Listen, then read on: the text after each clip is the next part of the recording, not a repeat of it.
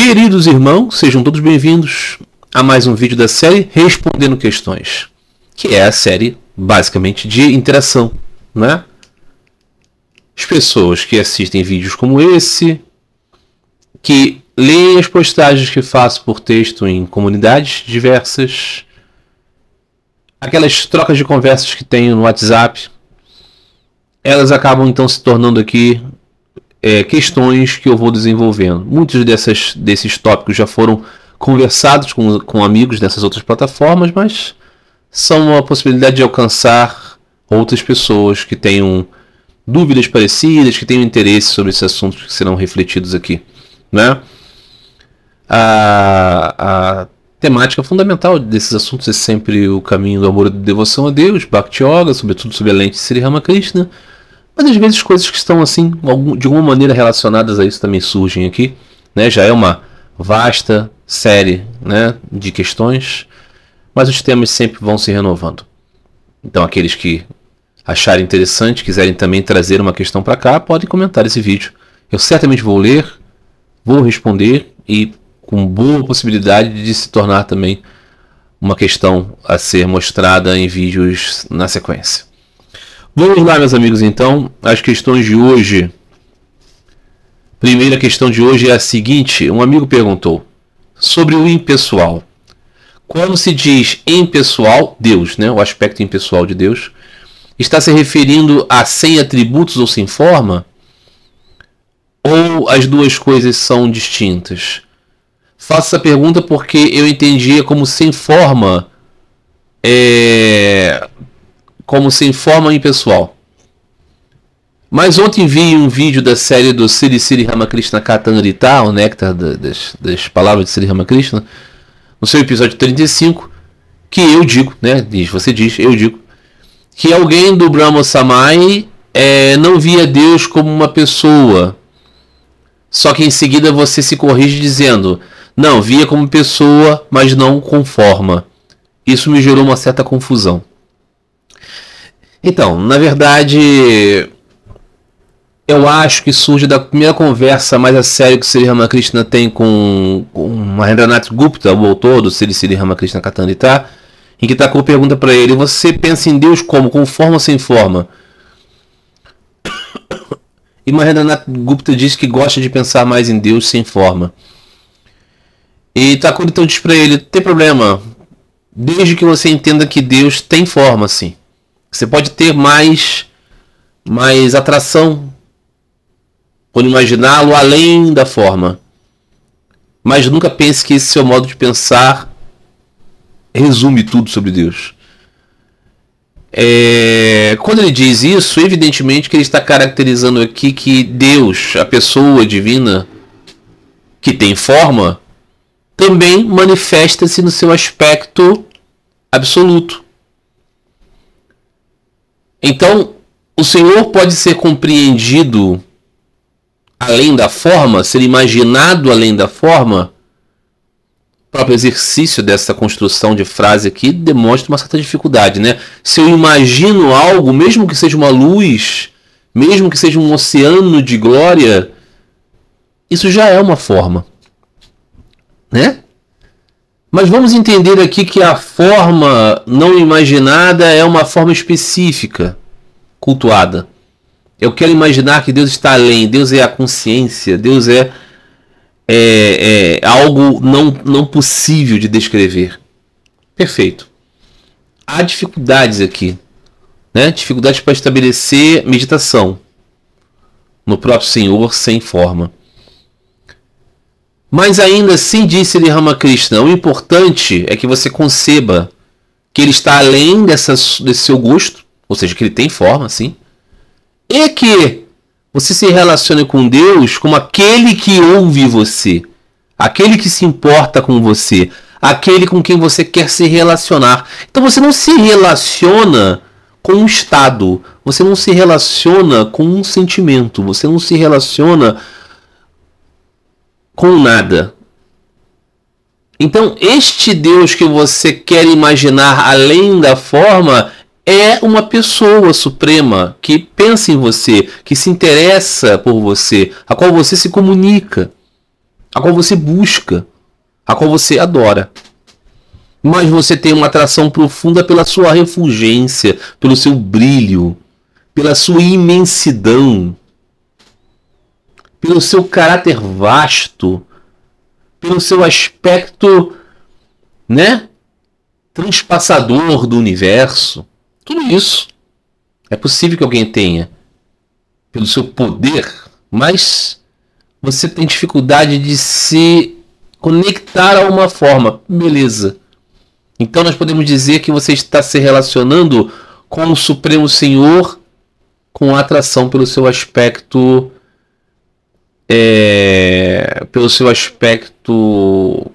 refulgente, pelo seu aspecto absoluto, não é?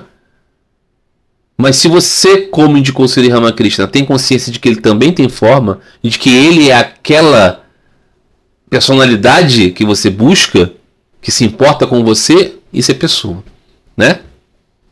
Então, as escolas devocionais vedânticas, elas ensinam justamente isso. Que Deus, ele pode ser compreendido de muitos modos, mas ele é sempre a pessoa suprema, com qualidades, não é? Mas então como que ele pode ser Nirguna? Como ele pode ser ao mesmo tempo Nirguna e ao mesmo tempo Saguna? Ao mesmo tempo dotado de gunas e ao mesmo tempo destituído de gunas? Porque ele está além das gunas materiais. Ele está além das qualidades e humores que nós conhecemos aqui, no Sansara, aqui na transitoriedade. Então está além disso. Então em relação a essas gunas que conhecemos, ele é além das gunas, ele é Nirguna. Mas ele é também Saguna ou Gunamai, dotado de todas as gunas. Gunamai, né, em Bengali, né? No hino que Swami Vivekananda compôs para Sri Ramakrishna, ele diz: Nirguna Gunamai. Você que está além de todas as gunas, ainda assim possui todas as adoráveis gunas, né?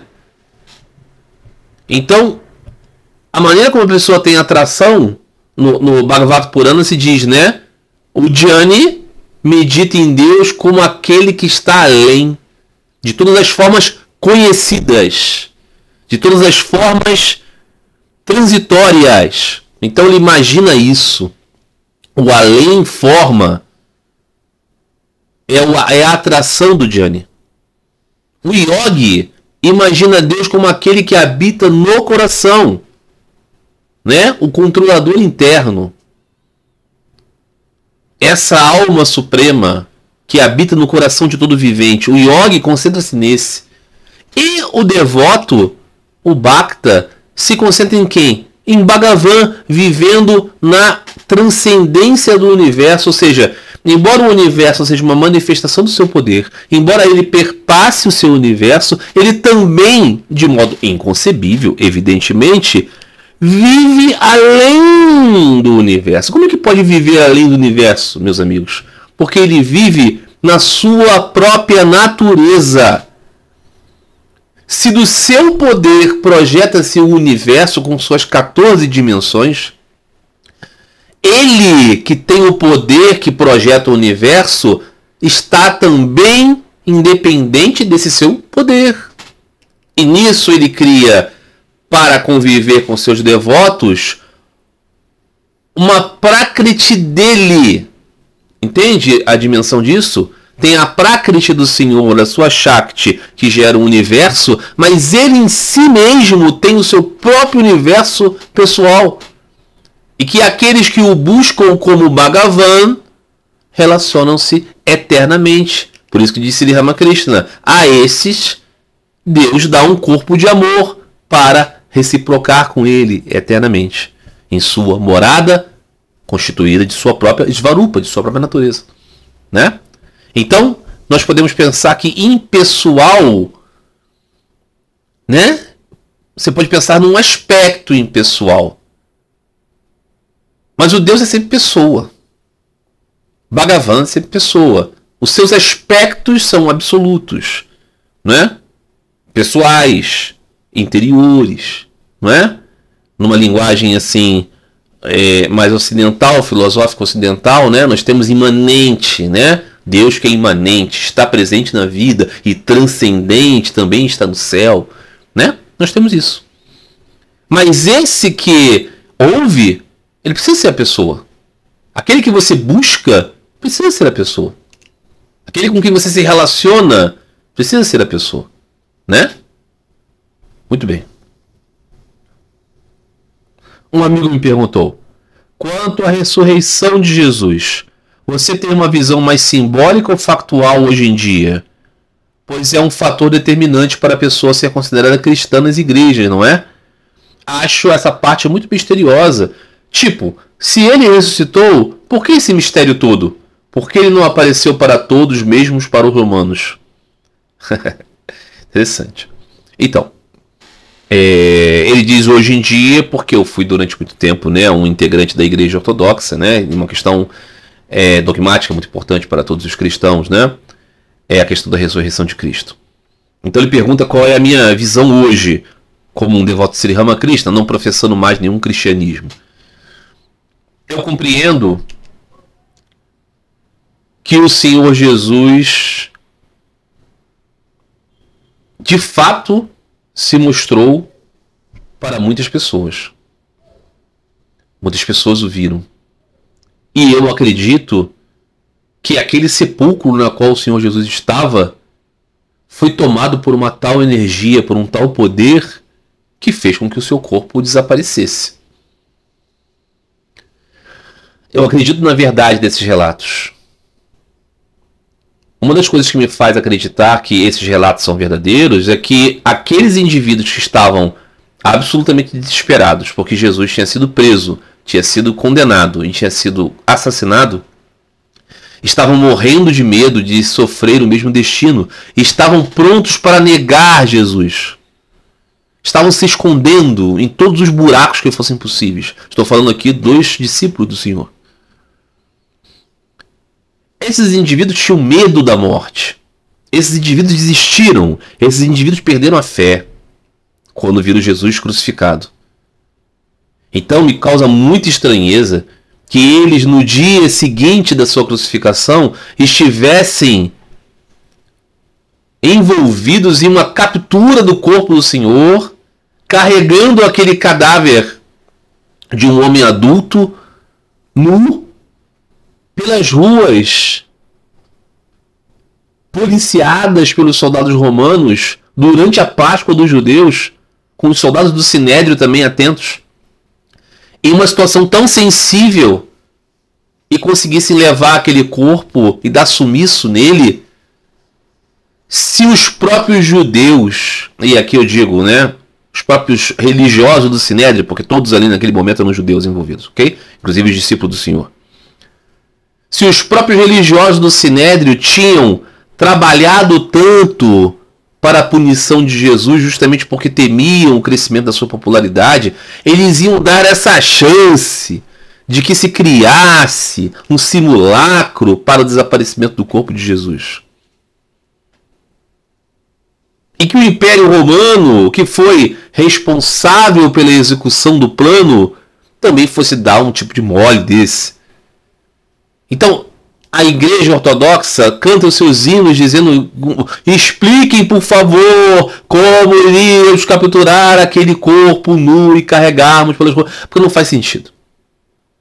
Mas faz sentido imaginar que o corpo desapareceu? Alguma coisa extraordinária aconteceu. E aí eu digo para vocês, é a minha visão. Não estou dizendo aqui que isso é inquestionável e que todos devem acreditar assim.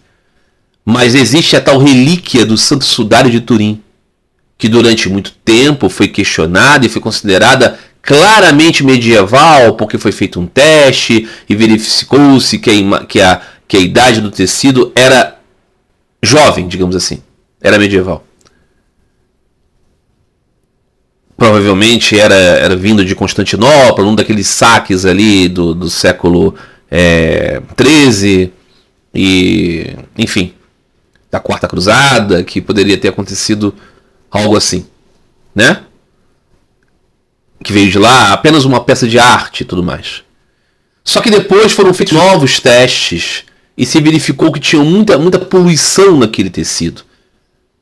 ao longo de muito tempo que ele peregrinou por várias partes do mundo. E aí detectou-se que sim, um novo exame demonstrou que o tecido poderia ser de fato dos tempos do Senhor Jesus. É complicado fazer essa datação. Mas mais extraordinário do que isso é que existem elementos muito engraçados, muito curiosos, muito diferentes naquele tecido. Seu aspecto tridimensional, uma certa radioatividade que existe ali. De modo que dá para entender que aquele pano passou por um processo desconhecido de gravação daquela imagem. O que pode nos fazer ver que talvez tenha acontecido um evento de profunda luz que tenha transformado aquele sepulcro quase que numa forma de registrar o corpo do Senhor naquele pano. Não estou dizendo que é necessário acreditar nisso, que isso seja inquestionável, mas é uma possibilidade. Aí eu junto com a ideia de que não faz sentido a história de que os discípulos foram lá e roubaram o corpo, com essas descobertas do sudário. É claro que quando eu penso também, como um cristão ortodoxo que fui, que se tivesse existido na cidade de Constantinopla uma tal relíquia que fosse o pano que cobriu o corpo do Senhor, provavelmente haveriam festas muito conhecidas sobre essa relíquia, estaria no calendário da igreja, haveriam grandes procissões. Então, assim, é bastante estranho que essa relíquia tenha passado desconhecida durante o seu período bizantino, digamos assim. É esquisito, é uma história estranha. Mas eu acho que existe uma possibilidade de ser, de fato, real. Não é? Mas o que eu dizia é isso. Acho o relato da ressurreição e acho a atitude. O que eu ia falar? Acabei cortando aqui.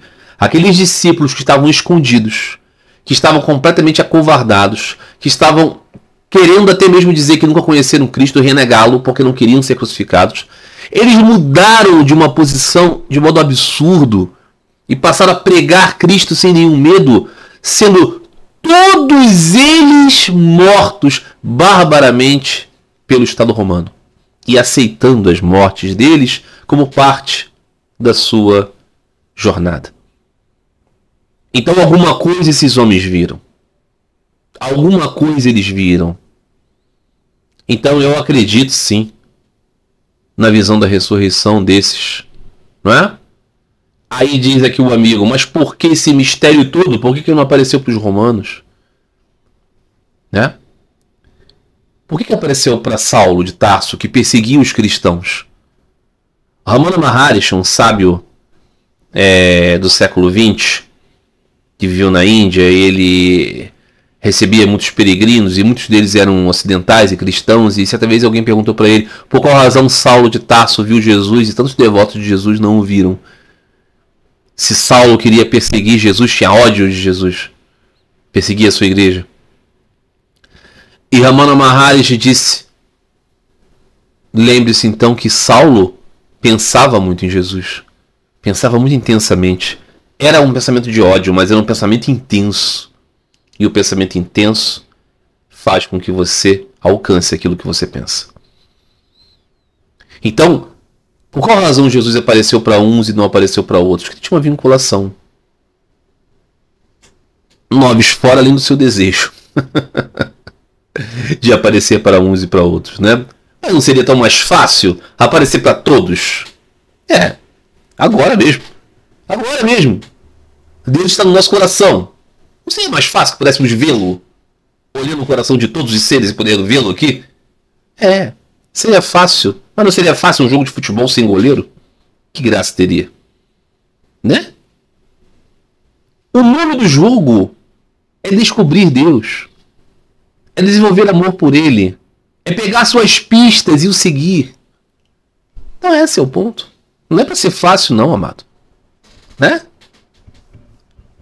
Então, eu tenho total certeza que o Senhor Jesus aparecer para muitas pessoas, ele será absolutamente renegado. É da natureza das pessoas. Não significa dizer que se todos vissem, todos acreditariam. O Senhor Jesus realizou coisas maravilhosas diante de todos. E existiram aqueles que, em razão disso, queriam matá-lo. Não é esse o ponto. Né?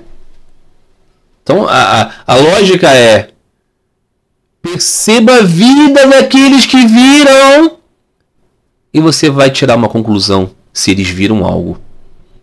Não é? Diz Thakur Sri Ramakrishna Paramahansa que aquele que viu Deus é um homem transformado. Esse é o ponto. Não é? Muito bem. Um amigo perguntou: Marcelo, pelo cristianismo não ter uma distinção entre Jiva e Atman, você acha que ele acaba sendo mais pessimista em relação ao homem? Deixa eu entender. Pelo cristianismo não ter uma distinção entre Jiva e Atman, você acha que o cristianismo passa a ser mais pessimista do que, por exemplo, o Vedanta?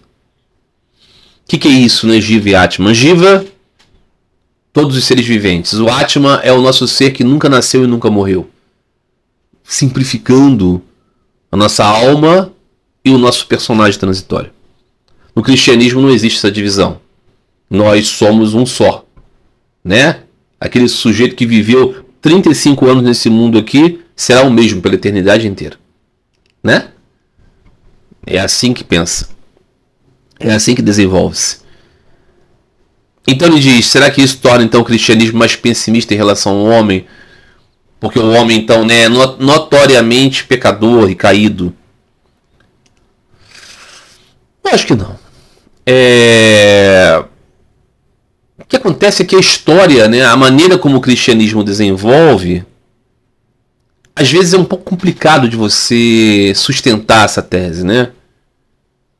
O próprio ideal da vida cristã, né? Diz o Senhor Jesus: sede perfeitos como o Pai do céu é perfeito.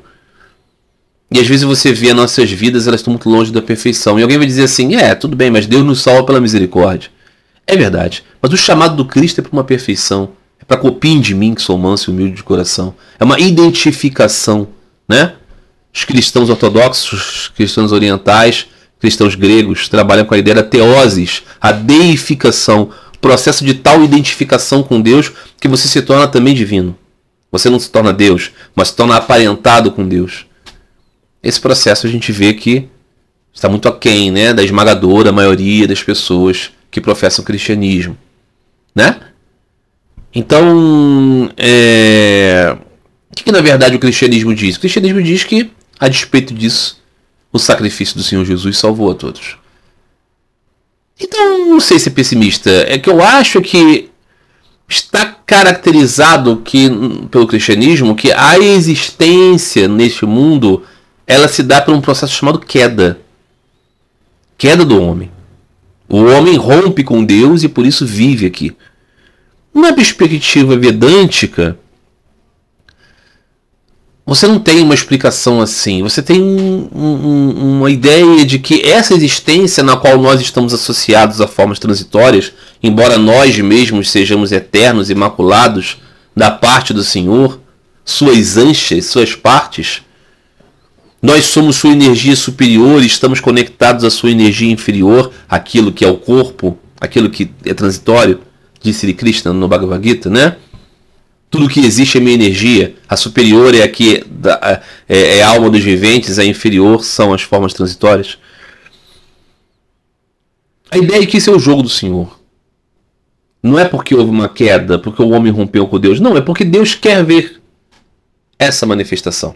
Ele quer ver esse espetáculo das almas o descobrindo, ou das almas o evitando, das almas se prendendo eternamente a essa transitoriedade, sendo felizes e infelizes, e aquelas que em um dado momento descobrem que deve existir algo mais do que isso, e daquelas almas também que nunca desceram a transitoriedade. Sabe a parábola do filho pródigo? O filho pródigo foi, mas o seu irmão ficou sempre na casa do pai. Não é verdade? Na casa do pai tinha os filhos e tinha os empregados. O filho pródigo diz: na casa do meu pai até os empregados mais humildes, ou seja, existe uma hierarquia entre os empregados na casa do pai, e a casa do pai aqui representa a união com Deus. Então existe uma multiplicidade. Sri Ramakrishna diz 4 tipos de alma. Aquelas eternamente atadas, as que são atadas sabem disso, mas não conseguem se libertar, aquelas que sabendo lutam e se libertam, e aquelas que nunca foram atadas. 4 tipos de alma. Então existe também na perspectiva vedântica a ideia de que você possa nunca alcançar a comunhão com Deus. O caso é que você mantém-se assim, alheio à comunhão com Deus, porque você é profundamente apegado à energia inferior do Senhor. Então tá tudo certo. É porque você quer, não é? Muito bem. Um amigo escreve aqui: acompanhei o seu raciocínio a respeito da Igreja Católica Romana, que antes do Concílio Vaticano II não reconhecia valor em nenhuma outra religião. Mas não é importante haver esse tipo de expressão religiosa sectária? Sri Ramakrishna não ensinou que há modos religiosos tamásicos, rajásicos e sáttvicos, que cada um é um modo útil para aspirantes espirituais de variadas tendências? Então, é isso que precisa ser compreendido, né? Quando muitas vezes se fala dessa questão do Concílio Vaticano II, a maioria das pessoas pensa assim de um modo um pouco mais rasteiro em relação à missa tridentina, né? Missa em latim. E acham que se trata disso, mas o âmago da questão do Concílio Vaticano II é sobre a questão do lugar da religião na vida do mundo. A Igreja Católica Romana, antes do Concílio Vaticano II, estava dizendo que apenas e tão somente o catolicismo romano era religião legítima. E o resto não. Incluindo os outros cristãos, ok? Mas para além disso, todas as formas de hinduísmo, de budismo, de islamismo, eram todas falsas religiões. Esse era o ponto de vista da Igreja Católica Romana. Então nisso era necessário, profundamente necessário, que ela fosse missionária. Era profundamente necessário que ela tivesse concordatas com os governos, que ela pudesse estabelecer o seu ensino confessional nos países, porque era uma questão de não ter alternativas. Seria uma impiedade, seria uma falta de caridade com a humanidade não levar a única e verdadeira religião para todos. Esse era o ponto de vista da Igreja Católica Romana antes do Concílio Vaticano II. É preciso deixar claro, a Igreja Católica Romana mudou a sua teologia no Concílio Vaticano II, sim, senhor. Sei que essa é uma questão difícil, quando as pessoas pensam, não mudou, foi apenas uma reordenação, mas é a mesma igreja, é a mesma doutrina. Não, não é. Então, a partir do Concílio Vaticano II, a Igreja Católica Romana está dizendo que existem luzes em outros apriscos. Existem verdades que também são vividas em outras religiões. Que uma pessoa pode desenvolver qualidades santas estando em outro lugar. Né? Que é possível que Deus encontre verdadeiros adoradores em outros lugares também. A Igreja Católica Romana não deixou de pregar a excelência da sua via, mas ela passou a considerar que existem pontos de conexão, pontos de diálogo, que é um ponto de vista muito mais próximo do ensino de Sri Ramakrishna Paramahansa, que eu sigo. Agora, um amigo pergunta, mas não falta ao mundo, então, essa alternativa de uma religião sectária que diga que só ela é a verdadeira? Não. Não falta. Na verdade, o cristianismo todo é um pouco assim, né? O cristianismo, essencialmente, está dizendo isso. Né? O cristianismo, ele nasce do judaísmo e os judeus tinham essa ideia, né? O resto eram os deuses pagãos. Nós temos o verdadeiro Deus, o Deus de Israel. O cristianismo transforma Israel na igreja, deixa a questão da raça, né, para ser uma questão da confissão, mas está dizendo justamente isso. Se apresenta ao mundo levando a única fé verdadeira. A segunda, né? A nova e eterna aliança. Né? Aquela primeira era no povo de Israel. O segundo é sobre aqueles que aceitam Jesus Cristo como seu Salvador. Então, esse é um ponto de vista padrão do cristianismo. Que a Igreja Católica Romana só apresentava de modo mais, né, específico sobre ela mesma. Quando a Igreja Católica Romana, então, diz uma coisa diferente disso, abrindo a possibilidade para que pessoas possam não estar assim tão culpadas se de repente são de outras religiões, ela não está eliminando a única possibilidade de você se ater sectariamente a uma religião. Existem outros caminhos que vão estar afirmando justamente isso. Não, só nós temos a verdade. Né? Então, esse é o ponto, né?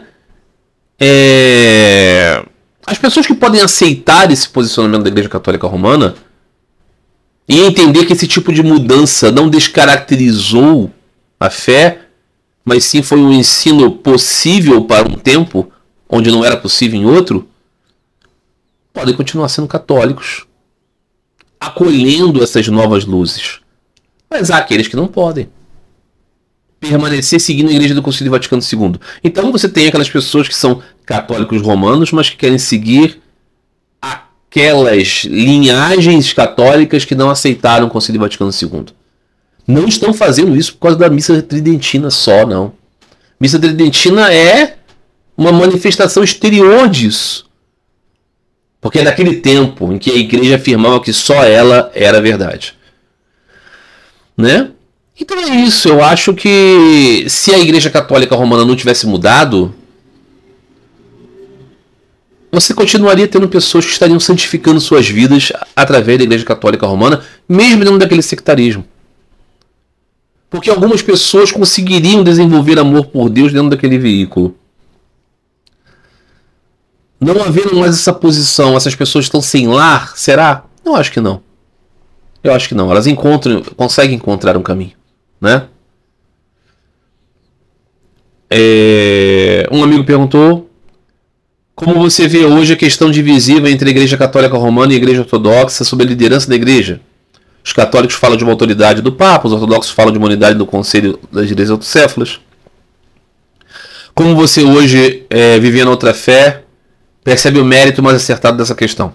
Então, hoje, como não sendo um cristão, não sendo nem católico nem ortodoxo, uma das razões para eu deixar de ser ortodoxo é que eu deixei de acreditar no conceito de igreja que os cristãos de modo geral têm. Ou seja, que Cristo fundou uma igreja e que essa igreja se tornou uma instituição histórica e que aí é possível você ver os sinais de qual é a igreja que Cristo fundou nas igrejas constituídas hoje. Eu deixei de acreditar nisso. Durante um tempo eu acreditava nisso. E durante um tempo eu acreditei que a igreja ortodoxa era essa. Hoje em dia eu não tenho essa crença. Então quem eu penso que tem razão a respeito disso? Eu acho que nenhuma delas tem razão. Eu posso dizer assim que no consenso de Nicéia, que formou essa igreja que vai ser a base geradora da Igreja Católica Romana, da Igreja Ortodoxa Calcedoniana, da Igreja Ortodoxa não Calcedoniana e da Igreja do Oriente, a Igreja Assíria, todos esses ramos são nascidos da Igreja de Nicéia. Quem está mais próximo disso? Eu acho que a Igreja Católica Romana, com a sua inovação da ideia da liderança de toda a igreja sobre a jurisdição do Papa, ela destoa um pouco mais de Nicéia. Porque em Nicéia você não tem essa ideia de que a igreja é liderada pelo Papa. Não tem. Tanto é que o Concílio de Nicéia, em Nicéia, era uma parte do Oriente. Porque o Império Romano estava se destinando para a Ásia Central. E depois vai criar a grande cidade de Constantinopla. O grande bispado de Constantinopla, a nova Roma, vai estar ali muito próximo do poder. A Roma histórica vai cair na mão dos bárbaros. E a Igreja Latina vai perder seu contato e proteção do Império Bizantino. Então,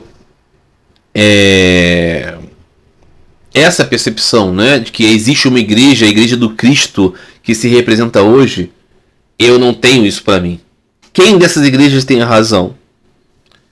Eu acho que nenhuma delas é próxima disso. Mas a mais distante nesse sentido de Nicéia é o catolicismo romano.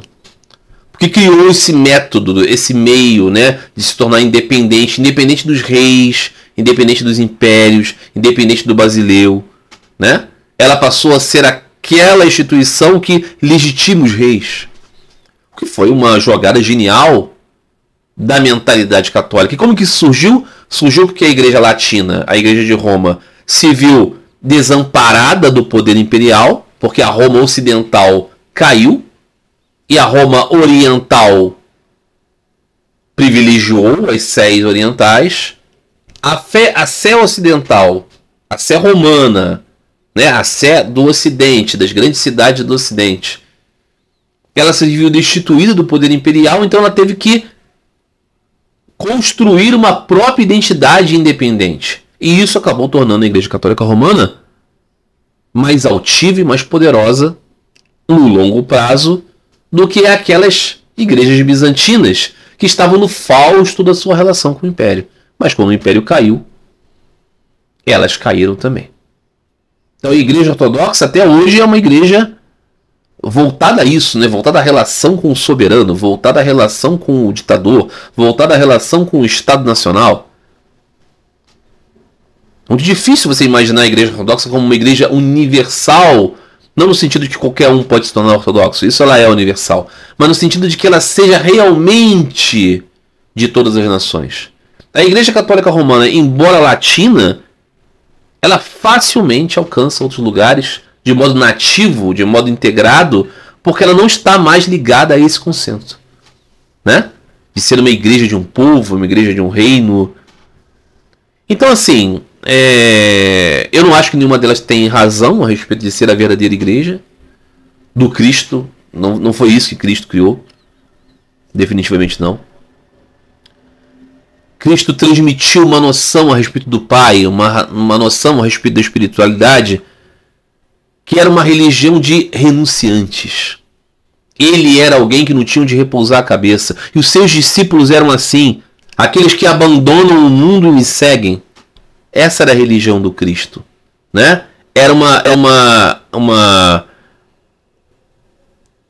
uma pregação de um fervor e de uma entrega e de um completo mergulho numa relação com Deus dentro de um contexto judaico, né? Então não dá para dizer que Cristo criou uma igreja no sentido que nós entendemos. Para mim, não é assim que aconteceu, né? Agora, é claro que houve um desenvolvimento histórico naquela relação devocional com Cristo que acabou gerando no futuro, ao longo do tempo, as igrejas, a igreja de Nicéia, o conceito de Nicéia, mas que existiam outros cristianismos ali vivendo conjunto, né? Então é isso, eu não acho que nenhuma delas tenha razão, mas acho que a Igreja Católica é uma instituição mais forte, mais vigorosa do que as igrejas ortodoxas são. E o grande elemento disso é o papado, é a centralidade do poder, né? Muito bem. Uma outra questão aqui sobre católicos, sobre Concílio Vaticano II, sobre essas coisas. Um amigo perguntou, agora que são passados 60 anos das reformas do Concílio Vaticano II, não é possível dizer que o resultado foi negativo? Pois se a sociedade dos países antes majoritariamente católicos agora são cada vez menos religiosas, isso não indica que a tentativa de se modernizar para se manter relevante falhou? Não. Veja, não existe igreja no mundo que seja mais relevante que a Igreja Católica. Correto? Acho que ninguém tem dúvida sobre isso. O comunismo caiu, as igrejas ortodoxas voltaram a ter liberdade, algumas delas voltaram a ter muito dinheiro e muito poder. No caso da igreja russa, por exemplo, tem muito poder e dinheiro na Rússia. E vai ver a condição espiritual dos russos, vai ver quantas pessoas são verdadeiramente cristãos lá, quantos são ateus, né? Então, assim, voltou a existir, né, a Igreja Ortodoxa livre. Nós temos o desenvolvimento muito pujante das várias igrejas evangélicas vindas dos Estados Unidos. Não é verdade? Mas ainda assim, qual é a igreja mais importante? Qual é aquela que tem mais peso? Qual é aquela que tem mais repercussão no que acontece? A Igreja Católica. Então, assim, o mundo dos anos 50 para cá se tornou mais urbano, se tornou mais cosmopolita, se tornou mais internacional, se tornou mais secular. O mundo se tornou mais secular. É a Era de Cali, ok? Estamos na fase final da Era de Cali. Vai demorar muito tempo ainda, mas estamos na fase final. A fase mais obscura da época obscura. Qual é a marca dessa obscuridade? A falta de percepção espiritual. Então, neste mundo, a Igreja Católica continua sendo a religião mais relevante. Aí você diz, nas sociedades anticatólicas, os países são... As sociedades agora são majoritariamente não religiosas. É mais ou menos isso. É que em muitos desses lugares outras religiões cresceram. Caso mais profundo, né, aqui na América Latina, o crescimento muito grande das igrejas evangélicas. Antigamente você tinha um país, sei lá, de 85%, 90% católicos, né?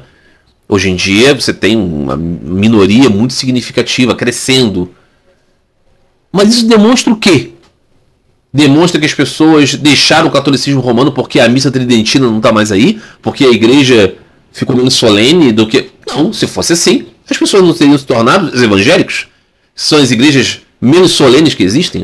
A própria palavra solenidade deve ser desconhecida. Menos formais, mais, né, capazes de se moldar e se multiplicar, extremamente seculares e mundanas. E elas estão crescendo muito. Então, veja, argumentativamente é fraco isso, né? Dizer que a Igreja Católica Romana perdeu fiéis porque o Concílio Vaticano II veio. Não. Aí você diz assim, não adiantou nada porque perdeu. Talvez tivesse perdido mais. Eu não sei. O que eu acredito é que a Igreja Católica Romana mudou o seu rumo como uma estratégia de se manter relevante. É o que eu penso. A teoria dos tradicionalistas católicos é que foi o diabo, a maçonaria, os protestantes, seja lá quem, lá dentro que tentou destruir a igreja, criando o Concílio Vaticano II. Eu penso de uma outra maneira. Eu penso que a Igreja Católica Romana, uma via dentro dela, uma linhagem dentro dela, entendeu assim, a gente precisa se tornar mais cosmopolita, a gente precisa se tornar mais urbana, a gente precisa se tornar mais conectada com as questões sociais, porque a maioria do nosso rebanho é pobre. Na Europa a gente está perdendo lugar mesmo, porque o povo tem ar-condicionado, tem geladeira, e por isso não acredita em Deus mais, né? Porque é basicamente isso, né? Se a vida é boa, então eu vou viver mais, talvez eu não tenha que pensar tanto na morte, então eu esqueço Deus. É o pensamento europeu, né? Um materialismo profundo. Então, na parte onde a Igreja Católica Romana é muito grande ainda, na América Latina e na África e na Ásia, onde a vida é mais dura em muitos aspectos, ela continua sendo significativa. O que pensou a Igreja Católica? Eu tenho que me aproximar mais das minhas bases, são pessoas pobres, são pessoas sofridas, que vão ser capturadas então por outras religiosidades, que vão chegar a elas com mais mobilidade, falando sobre coisas que vai atender ao seu estômago, que vai atender às suas preocupações comezinhas, e nós vamos perder essas pessoas. Então, precisamos falar com essas pessoas de modo que elas entendam a gente. Precisamos criar uma liturgia em que as pessoas entendam e queiram participar, para que elas continuem católicas, continuem com os sacramentos. Eu acho que foi essa mentalidade da Igreja Católica. Então, perante isso, o que eu respondo a você? Eu acho que não prova. Sabe por que não prova, meu querido amigo? É aí como uma experiência de um cristão ortodoxo que eu fui. A Igreja Ortodoxa é profundamente solene. A sua liturgia está intacta. Em muitas delas, nas igrejas maiores, inclusive, o idioma não é vernacular. Na igreja grega, na igreja russa. Tudo bem, a igreja da Romênia é muito grande e é vernacular, mas em igrejas muito grandes você tem todos esses elementos pré-Vaticano II, digamos assim, tá? E você acha que as sociedades onde a igreja ortodoxa é majoritária são sociedades profundamente religiosas? Algumas até são, como é o caso da Geórgia, talvez, né? Partes da Ucrânia, talvez. Mas em outras tantas, como na Grécia e na Rússia, a população é extremamente secular. E são ortodoxos, orgulhosamente ortodoxos. E é tudo solene, é tudo lindo. O padre usa batina. Ok? De frente pro altar. Tem incenso pra caramba. Tem iconografia tradicional. Tem sino, tem glória. Você acha que é isso que faz com que as pessoas sejam religiosas na prática concreta? Que sociedades, não. Então, não é tão simples assim. Eu não tenho problema nenhum em admitir que certos elementos da transformação do catolicismo romano pós-Concílio Vaticano II, no que diz respeito às suas práticas litúrgicas, e um certo discurso e mentalidade dos padres realmente se tornou mais problemático. Realmente é uma igreja cada vez menos mística. Realmente você vê pessoas muito bem intencionadas, inclusive que são padres católicos, que falam como se fossem ateus concretos. Claro que existe isso. Claro que tem esse problema, mas eu não acho que esse problema seja exatamente do Concílio Vaticano II. Né? Então, é isso que eu penso. Neste mundo de hoje, né, você tem em certos lugares assim esse pêndulo, algumas partes querendo se tornar mais conservadoras e tradicionais, você vê que às vezes isso é um fetiche, por querer se contrapor a uma tendência política. O que a Igreja Católica precisa fazer, eu acho? Aproveitar a sua relevância para falar sobre o amor a Deus, falar sobre Bhakti Yoga, em uma linguagem cristã e católica. Falar para as pessoas que o importa mesmo nesse mundo, nesse castelo de areia ridículo, é você descobrir Deus e o amar. Né? É isso que a Igreja Católica precisa fazer. Se ela fizer isso, as pessoas serão mais solenes, as pessoas serão mais piedosas, as pessoas serão mais humildes, as pessoas serão mais místicas. Ela precisa conduzir para esse lado. Eu acho que hoje em dia precisa haver sim um reordenamento das ideias católicas, entendendo que a parte em que ela teve que se engajar muito nas questões sociais foi importante, sim, para que ela seja relevante hoje. Só que hoje ela precisa também cuidar da parte do homem que sente falta de um sentido espiritual para a vida. Patético dizer isso, né, para uma igreja, porque deveria ser só isso. Mas o fato de que ela se tornou muito, né, inserida no mundano para continuar sendo relevante, eu acho que hoje em dia ela precisa começar a falar um pouco mais sobre amor a Deus, né? Muito bem.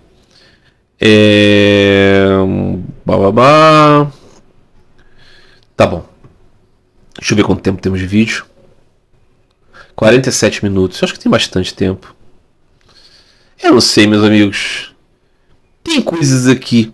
Eu vou tentar responder uma última questão, que é sobre Ramana Maharshi. Ramana Maharshi foi como eu tinha falado dele aqui anteriormente, quando eu falei, pensei, vou fechar com isso. Ramana Maharshi foi um místico do século XX, né? Ele nasceu no meados para o fim do século XIX e faleceu em 1950, se não me engano. Qual foi a história de Ramana Maharshi? Ramana Maharshi ele foi alguém que se tornou muito conhecido por peregrinos ocidentais que foram à Índia e que viram nele uma manifestação de Jnana Yoga. Alguém que materializava a figura do sábio que ensina pelo silêncio.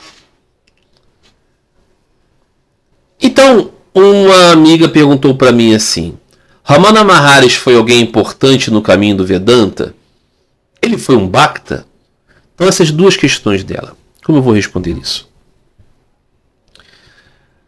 Ramana Maharshi era um jovem de uma família que não era rica. Um certo dia ele teve uma experiência que ele se viu como morto e se viu fora do corpo. E quando voltou, se sentiu profundamente impactado por isso e quis começar a meditar nesse estado que ele viu. Ele não viu Deus, ele não viu nada. Ele viu a si mesmo. E aí um irmão dele, certa vez, viu que ele tinha, sei lá, não estava se dedicando aos estudos e viu ele lá sentado, assim, na posição yogi e falou com ele assim: veja só, agora você é um yogi, né? Agora você aí é um meditativo. Então, meu filho, vai lá. Vai viver como um sannyasi. Não engane ninguém, não. Fica aqui recebendo dinheiro para estudar. Falou assim, né? Provocativamente. Só que o jovem Ramana Maharshi ouviu aquilo com uma palavra de verdade. Ele não ficou chateado. Ele falou assim: é mesmo. Se eu estou nessa vibe, né? Então deixa eu largar isso aqui. E foi embora de casa. E ficou muito tempo sem ser visto pela família. Evidentemente que o irmão ficou extremamente cheio de remorso. Ficaram super preocupados. Mas imagina, naquela época, eles não tinham como achá-lo. Ele simplesmente sumiu no mundo. E ele foi. Ele tinha um pouquinho de dinheiro. que o irmão dele tinha dado para ele comprar uma coisa para o colégio. Ele deixou um recado para o irmão dizendo assim: vou ter que usar para uma passagem. E fez isso. E ele foi fazendo uma peregrinação até templos famosos de Vishnu e de Shiva. Até que ele chegou em um templo de Shiva, se não me engano. Teve um estado de êxtase e permaneceu nesse estado durante muito tempo. Até que em um dado momento ele ficou perdido, abandonado, sozinho. Mas foi encontrado nos depósitos de um lugar, sendo mordido já pelos ratos. Alguém o achou e percebeu nele um santo meditativo. Nesse contexto, né? Nessa sociedade, as pessoas veem alguém assim, não acham que ele está maluco, não acham que ele está, né, vivendo uma experiência de alucinação, acham que ele está vivendo uma experiência mística. O mesmo com o Sri Ramakrishna. Sri Ramakrishna, no mundo de hoje, vivendo em sociedades ocidentais, muito provavelmente teria sido internado, teria sido colocado sob remédios, né, para tratar da loucura dele. Com Ramana Maharshi, Sri Ramakrishna não houve essa intervenção. Então Ramana Maharshi foi cuidado, alimentaram ele, e aos pouquinhos ele foi também sendo instruído em doutrinas e tudo mais, e ele foi sendo visto como um sadhu. O que é um sadhu? Um homem cheio de Deus, um homem cheio de espiritualidade, profundamente humilde, profundamente ascético, livre de luxúria e ganância. E assim Ramana Maharshi ficou. Com o passar do tempo começou a existir um certo processo de culto à sua personalidade. E ele que vivia num certo lugar, perto de uma montanha que ele considerava uma manifestação visível de Deus, o Deus Shiva. Assim como Sri Ramakrishna disse que o Ganges era uma manifestação viva de Deus, Ramana Maharshi acreditava que essa montanha, a Arunachala, é uma manifestação de Shiva. Shiva repousando, ok? Deitado. E Ramana viveu ali.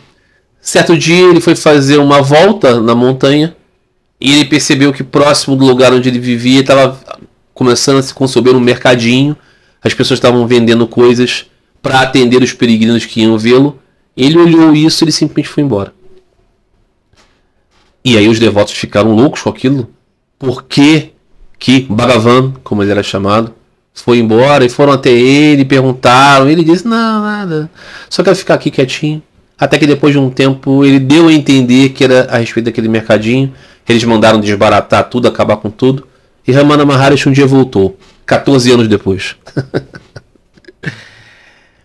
Ramana Maharshi era então muito humilde, muito simples, falava muito pouco, mas quando as pessoas perguntavam algo para ele sempre respondia muito simpaticamente. Perguntas sobre questões espirituais, e o que ele dizia era a experiência que ele teve. Ele dizia: você é o eu, você é o Atman. Medite sobre quem você é, medite sobre quem sou eu, e você vai encontrar a resposta para tudo. Como ele dizia basicamente isso, acabou ficando caracterizado que ele estava ensinando as pessoas a perguntar quem sou eu, e alguns estupidamente ficavam dizendo quem sou eu, quem sou eu, quem sou eu, quem sou eu. Como se o Ramana Maharshi tivesse recomendado isso, mas ele não recomendou isso. Ele disse: investigue de onde está vindo as questões, investigue quem você é. Esse foi basicamente o seu ensinamento. Então quando perguntavam para ele a respeito de Deus e tudo mais, ele dizia: você vai conhecer Deus quando você conhecer a si mesmo, né? Perguntaram para ele sobre Sri Ramakrishna. Sri Ramakrishna via Deus e tudo mais. Ele dizia: porque Sri Ramakrishna tinha uma mente muito pura, né? Perguntavam para ele assim: existe Vishnu? Existe Shiva? Ele dizia: se eu e você existimos, como que o Senhor não existe? Não é verdade? Essa não é a resposta dele, mas ele não era exatamente um Bhakta. Ele vivia num estado de repouso na glória de Deus. Ele sempre falou de Deus, sempre falou que tudo era sua vontade, né? Mas ele tinha uma manifestação menos aberta, escrachadamente devocional, a devoção do filho pela mãe que Sri Ramakrishna tinha. Isso ele não tinha. Mas ele apresentava seus aspectos de suprema conexão com a ideia de Deus e nós como parte de Deus, né? Então ele certa vez disse que a Advaita Vedanta era uma coisa intelectual, era uma coisa de ideias, disse que Ramanuja e Shankara ensinaram a mesma coisa por ângulos diferentes. Então o concreto de Sri Ramana Maharishi é que ele não foi nem um pregador do Advaita Vedanta, mas as ideias dele enfatizam que a nossa busca deve ser para descobrir que nós não somos o corpo e a mente. Então isso se aproxima mais das ideias de Janis, né? Ele falou também sobre Deus, mas sem esse calor que os Bhaktas têm, sem efusividade, né? Ele não era esse que dançava, que nem que chorar, lágrimas saíam dos seus olhos ao ouvir o nome de Deus, ele estava o pelo do seu corpo ao ouvir o nome de Hari. Não é esse Ramana Maharishi. Então ele não é um Bhakta.